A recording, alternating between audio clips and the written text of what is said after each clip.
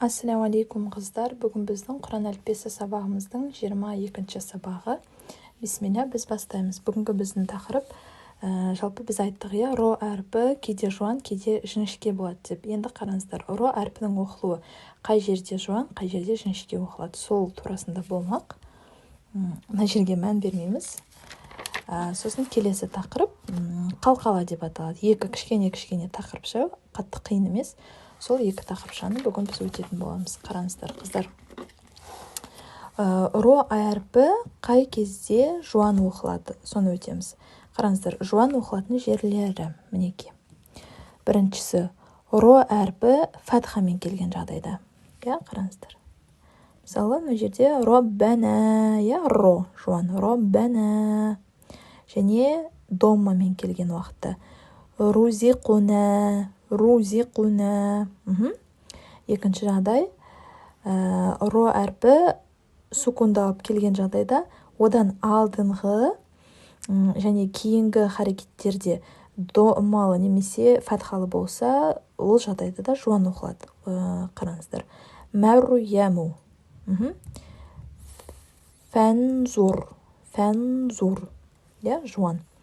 Үшінші жағдай, ро әрпі сукундалып келген жағдайда және одан алдындағы харекеттер домбалы немесе фатхалы болса. Бис-собр, әс-судур. Төртінші жағдай, ро әрпі жуан оқылады егер одан алдыңғы әріп уасыл хамзасымен келсе.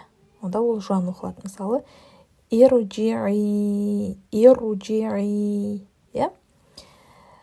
Бесінші жағдай, уасыл хамзас білесіздер, қосылып оқу. Вот сол жағдайда ро жуан оқылады. Бесінші жағдай, ро әрпінен кейінгі әріп жуан болса және жаңадай фатхамен келсе. Мирусодан. Осы жағдайларда ро әрпі жуан оқылады екен. То есть, қысқаша былай естеріңізде сақтап қалсаңыздар болады. Ро әрпі доммамен және фатхамен келген уақытта жуан оқылады. Енді жіңішке оқылатын жерлері ро әрпінің міне. Бірінші жағдай, яғни кәсіремен келген уақытта, фәриха, ри, көрдіңіздер ме? Жуан естіледі. Фәриха. Екінші жағдай, уәстәғфирху, міне, ир, кәсіремен келіп тұр. Вәстәғфирху.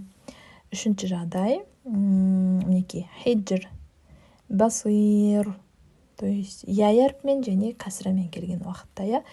Төртінші жағдайда, қараңыздар, хойыр, то есть ро әрпі жіңішке оқылады, кәсіремен және әрпімен келген уақытта жіңішке оқылады. Бітті. Қалған жағдайларда жуан оқылады. Енді келесі тақырып бізде қалқала деп аталады. Қалқала дегеніміз жалпы қозғау, тербету деген мағыналарды білдіреді. Қалқала әріптері мінеки, мынау 5 әріп.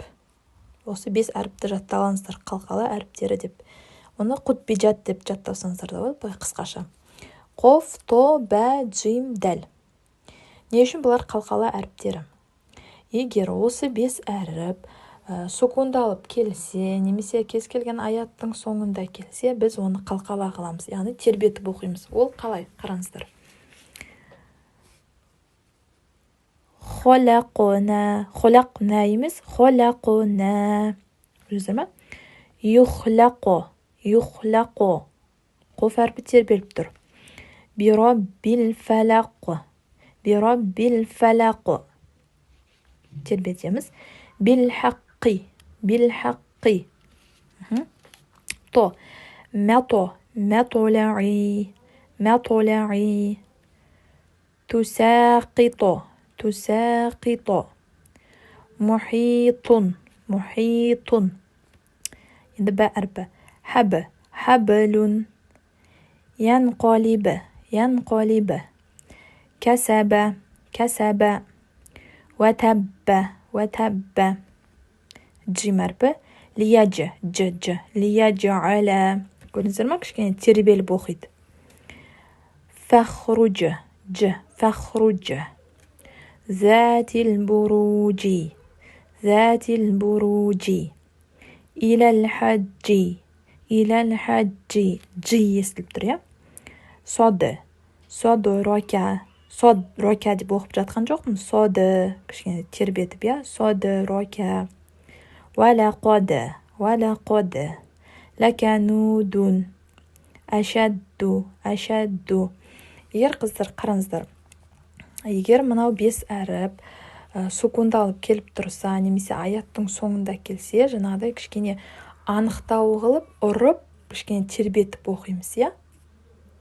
Басқа жағдайларда қатты білінбейді, именно сукундалып келгенде қатты. Қараңыздар. Холақона. Қофта сукунда вообще біз холақна деп тоқтауымыз керек, бірақ бұл қалқала болғандықтан холақона, ja? Матолаи. حبل ليجعل صدرك. Мінекей, осыны қалқаланы және ро әрпінің жуан және жіңішке оқылатын жерлері. 10 реттен оқисыздар. Сосын қалқаланы дәптерге конспект етіп жазсаңыздар болады. Сәттілік. Қыздар қараңыздар, жаңағы қалқалаға мысалдар бізде Құраннан көрсетсем болады. Ықлас және Фалақ сүрелерін деп білетін, өзіміз білетін, ja? Енді қараңыздар, бұл жерлерде қалай? Кез келген аят аяқталған кезде соңындағы тәнуин болсын, фәтха болсын, кез келген харекет автоматически сукун болып кетеді, ja? Сол кезде біз қалай оқимыз? Мысалы, қараңыздар. А'узу биллахи минаш шайтанир ражим. Бисмиллахир рахманир рахим. Қул хуаллаху ахад. Қул хуаллаху ахад. Көрдіңіздер ме? Д деп кішкене тербетіп жатырмын. Ахад деп тоқтап қалған жоқпын. Аллаху самад. Самад емес, самаду. Лам ялид ва лам юлад. Дәл қалқала болып жатыр. Екінші жағдай Фалақ сүресінде Бисмиллахир-рахманир-рахим. Қул а'узу бираббил фалақ. Фалақ. Мин шарри ма халақ. Яғни кішкене қалқала тербетіп оқимыз. Түсінікті ғой, ja?